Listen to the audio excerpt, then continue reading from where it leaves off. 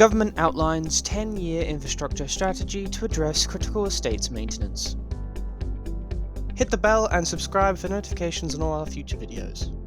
And head below to leave a like and comment about what you enjoyed from today's video. The UK government has set out its long-term approach to improving the nation's infrastructure.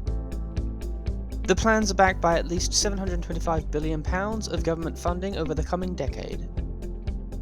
At least £9 billion of this will be allocated in 2025-26 to address the critical maintenance needs of health, education, and justice estates, rising to over £10 billion per year by 2034 and 2035.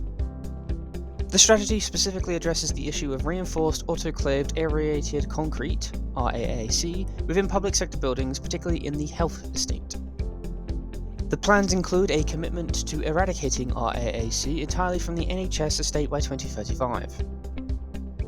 The government says this new approach will help break the cycle of deterioration and emergency repairs that has characterised public infrastructure maintenance for decades.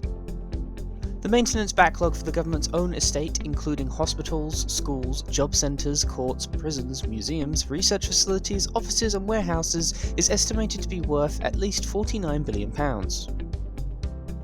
To learn more about the strategy, read the full article in our news category.